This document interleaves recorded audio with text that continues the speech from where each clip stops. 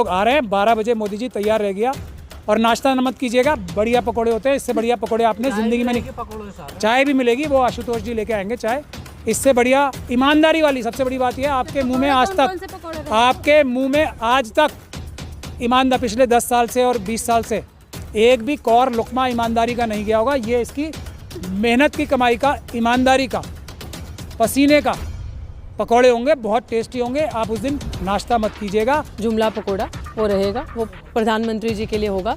और बेरोज़गारी स्पेशल चाय, ये 2 चीज़ें उनको स्पेशली बड़े एनवलप में भेजी जाएंगी। वैसे तो उनको बाहर ही आना चाहिए लेने के लिए, क्योंकि अगर वो छुआछूत में विश्वास नहीं रखते हैं, अगर वो कहते हैं कि मैं पिछड़े समाज का हूँ और मैं दलित, मेरे भाई बहन हैं, बंधु हैं, हम जाति को नहीं मानते ये तो वो बाहर आएंगे। मेरे वहाँ से बेरोज़गारी की स्पेशल चाय और जुमला पकोड़ा खाने ज़रूर आएंगे। ये इतनी योजनाएं दे दी, इतनी सारी बेटी बचा दी, इतनी सारी बेटी पढ़ा दी, अब बेटी बच गई अनफॉर्चुनेटली, जो उनके लिए, क्योंकि इतने अटैक के बावजूद भी बेटी बची है तो पढ़ी भी है। अब यही पढ़ी हुई बेटी, बची हुई बेटी जा रही है उस एक सुप्रीमो को, जो अपने आप को समझते हैं मोदी जी, उनको पकोड़े खिलाने, जो विकल्प उन्होंने मुझे दिया, जो ऑप्शन युवाओं को उन्होंने दिया है। तो मैं चाहती हूँ अब वो मेरे पकोड़े खरीदें, ताकि मुझे लगे कि हाँ, मेरा बिजनेस जो मोदी जी ने बताया वो सही चल रहा है।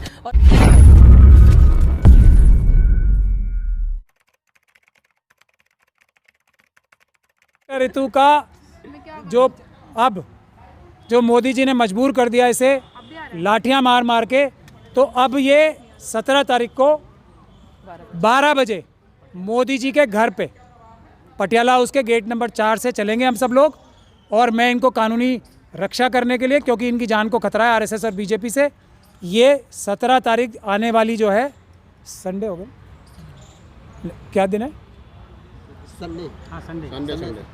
17 तारीख संडे के दिन हम लोग पटियाला हाउस गेट नंबर 4 से डॉक्टर ऋतु और इनके सारे जो सहयोगी पकोड़े बनाने में इनकी मदद करते हैं, 17 तारीख को 17 मार्च दिन में 12 बजे पकोड़े बेचने के लिए मोदी जी के घर पे जाएंगे, 7 रेस कोर्स रोड पे।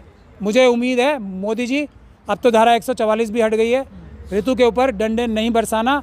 थोड़ा सा पकोड़े खरीद लोगे, इसका भी हौसला बढ़ेगा और आपकी भी जो कही हुई बात थी वो पूरी होगी। क्योंकि पीएचडी करने के बाद नौकरी तो आपने छीन ही ली, इसकी लाखों नौजवानों की नौकरी छीन ली, तो कम से कम पकोड़े तो बेचने दो। इसने सारी कानूनी कार्रवाई पूरी कर ली है, ये एक लीगल स्ट्रीट वेंडर है अभी। और मोदी जी से गुजारिश है कि 200-400 रुपये के पकोड़े ज़रूर खरीद ले, हम लोगों की हिम्मत अफजाई होगी। हम लोग आ रहे हैं 12 बजे, मोदी जी तैयार रह गया। और नाश्ता मत कीजिएगा, बढ़िया पकोड़े होते हैं, इससे बढ़िया पकोड़े आपने ज़िंदगी में नहीं। चाय भी मिलेगी, वो आशुतोष जी लेके आएंगे चाय। इससे बढ़िया ईमानदारी वाली सबसे बड़ी बात यह है, आपके मुंह में आज तक ईमानदार पिछले 10 साल से और 20 साल से एक भी कौर लुकमा ईमानदारी का नहीं गया होगा। ये इसकी मेहनत की कमाई का, ईमानदारी का, पसीने का पकौड़े होंगे, बहुत टेस्टी होंगे। आप उस दिन नाश्ता मत कीजिएगा और अपने सहयोगियों को भी बुला लीजिएगा। आप मैं मशरूम के पकोड़े तो बेशक नहीं खिला सकती। आपने पूछा महोदय कि किस चीज़ के पकोड़े देने, ऑफ कोर्स मेरे पास उनके मशरूम के समुंदर के अंदर से पकोड़े तो मैं नहीं दे सकती, लेकिन जो भारत में धरती पे जो गरीब खाते हैं, जितने जो मेरे समाज के हाशिए पे बैठे लोग हैं, मैं डेफिनेटली अपने से बेस्ट जो सबको देती हूँ, वही मोदी जी को भी उस तरीके के पकोड़े खिलाए जाएंगे। पालक के होंगे, आलू के होंगे, गोभी के होंगे, जिसमें सारे नाम क्या क्या है। अब उसमें सबसे खूबसूरत पकोड़ा जो मेरा बेस्ट सेलर है, जुमला पकोड़ा, वो रहेगा, वो प्रधानमंत्री जी के लिए होगा।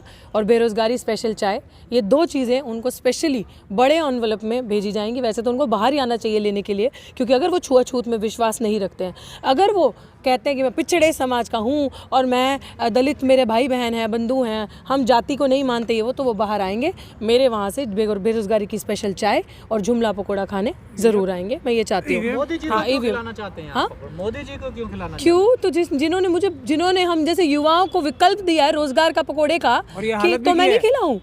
और जो मेरी हालत करी है जिस तरीके से, न्याय की कोई उम्मीद नहीं है। 200 दिन हो गए धरना करते हुए, और उसके बाद जब मुझे लगा कि अब भाई 144 धारा लगा दी, डंडे मार दिए, पर्चे कर दिए, रोजगार तक पे पकोड़े बेचने निकली जो उन्होंने कहा, तो उस पर भी एफआईआर कर दी। फिर इसका मतलब सब झूठ है ना, सब धोखा है। तो सारा दलित बहुजन समाज उस दिन देखेगा कि जब एक दलित बेटी मोदी जी को उन्हीं के आइडिया पे काम करती है। वो कहते हैं ना कि मैंने इतने करोड़ रोजगार दे दिए, ये इतनी योजनाएं दे दी, इतनी सारी बेटी बचा दी, इतनी सारी बेटी पढ़ा दी, अब बेटी बच गई अनफॉर्चुनेटली, जो उनके लिए, क्योंकि इतने अटैक के बावजूद भी बेटी बची है, तो पड़ी भी है। अब यही पड़ी हुई बेटी, बची हुई बेटी जा रही है उस एक सुप्रीमो को, जो अपने आप को समझते हैं मोदी जी, उनको पकोड़े खिलाने, जो विकल्प उन्होंने मुझे दिया, जो ऑप्शन युवाओं को उन्होंने दिया है। तो मैं चाहती हूँ अब वो मेरे पकोड़े खरीदें, ताकि मुझे लगे कि हाँ, मेरा बिजनेस जो मोदी जी ने बताया वो सही चल रहा है, और अब मोदी जी इसके पकोड़े खरीदने आ रहे हैं, क्योंकि ये ऑप्शन मोदी जी ने युवाओं को खुद दिया है कि वो रोज़गार नहीं है तो ये रोज़गार है। तो मैं चाहती हूँ आप लोग सभी भारी संख्या में मेरे प्लीज़ आओ, मेरे रोज़गार में हेल्प करो। सुबह 12 बजे 17 मार्च को पटियाला हाउस कोर्ट के गेट नंबर 4 से मैं जाऊंगी, पकोड़े बेचती मैं चाह रही हूँ। जाने को मैं उनके घर के बाहर भी कर सकती हूँ, लेकिन मुझे नहीं पता वो कितने पैसों से लेकर खाएंगे, है ना। वो तो इलेक्टोरल बॉन्ड के बाद क्लियर होगा कि कितना दे सकते हैं पैसा। तो उसके पहले उस रास्ते से निकलना, ताकि जितने भी लोग उस रास्ते में हैं, वो ये भी एक बहुत, मैं उसी पे आ रही हूँ, उस रास्ते में जितने लोग होंगे तो वो लोग जितने मेरे पकोड़े खा सकें, उस रास्ते पे निकलते मेरी और बिक्री हो जाए और लोग वो पकोड़े खरीद लें। तो इसलिए मैं चाहती हूँ।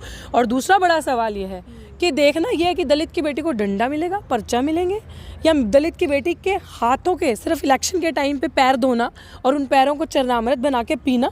ये सच में अब जब दलित की बेटी चली है तुम्हें पकोड़े खिलाने के लिए, तो तुम आते हो या सिर्फ ढोंग है? ये देखेगा पूरा देश, इस चीज़ को विटनेस करेगा, और इनका जो नकाब है वो उस दिन पूरा होगा कि सच में ये हमारे हितैषी हैं, यहाँ पे डंडे ही बरसाते हैं। 17 तारीख 12 बजे चुनाव की रैलियों में बिजी है, तो मैं पकोड़े खिलाएंगी? क्यों तो बिजी हैं, तो एक दिन पकोड़े खाने नहीं आ सकते रैली में, चुनाव में? अगर इसका मतलब हमारे वोट की ज़रूरत नहीं है ना, इसका मतलब ईवीएम है। अगर दलित तो आपके पास चल के आ रहे हैं आपको पकोड़े खिलाने के लिए, तो आप रैली में बिजी रहोगे, क्योंकि आपको पता है ईवीएम मुझे वोट देगी। असली वोटर तो ये बैठे हैं ना, असली वोटर तो चल के आपके पास आ रहे हैं, तो उस दिन दूध का दूध पानी पानी हो जाएगा। साइलेंट वोटर्स कहते हैं ना महिला, बिल्कुल बात सही है आपकी कि महिलाओं को साइलेंट वोटर्स कहते हैं, बट ये यहाँ पे जो थ्रेट है ना वो डबल है। ये महिला भी है, दलित महिला भी है, एक रिप्रेजेंटेशन है अपनी बहुत बड़ी पर्सनालिटी, अपनी बहुत बड़ी समाज का, यार, और साइलेंट भी नहीं है। और ये तो आपको पता ही है कि अब महिलाएं अगर उनके लिए साइलेंट है तो ये दिखा देगी ये कितनी साइलेंट है 17 तारीख को आपको। तो 17 तारीख को 12 बजे सब 17 कर दिया गया। जी 16 की जगह 17 कर दिया। 17 तारीख को 12 बजे पीएचडी पकोड़े वाली के हाथ के पकोड़े खाने मोदी जी आ रहे हैं, ये मैं आपको बता देती हूँ, सूत्रों से पता लगा। चिल्ली तो कम से कम पकोड़े तो बेचने दो। इसने सारी कानूनी कार्रवाई पूरी कर ली है, ये एक लीगल स्ट्रीट वेंडर है अभी।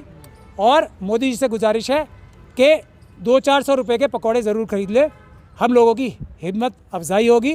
हम लोग आ रहे हैं 12 बजे, मोदी जी तैयार रह गया। और नाश्ता मत कीजिएगा, बढ़िया पकोड़े होते हैं, इससे बढ़िया पकोड़े आपने ज़िंदगी में नहीं। पकोड़ों के साथ चाय भी मिलेगी, वो आशुतोष जी लेके आएंगे चाय।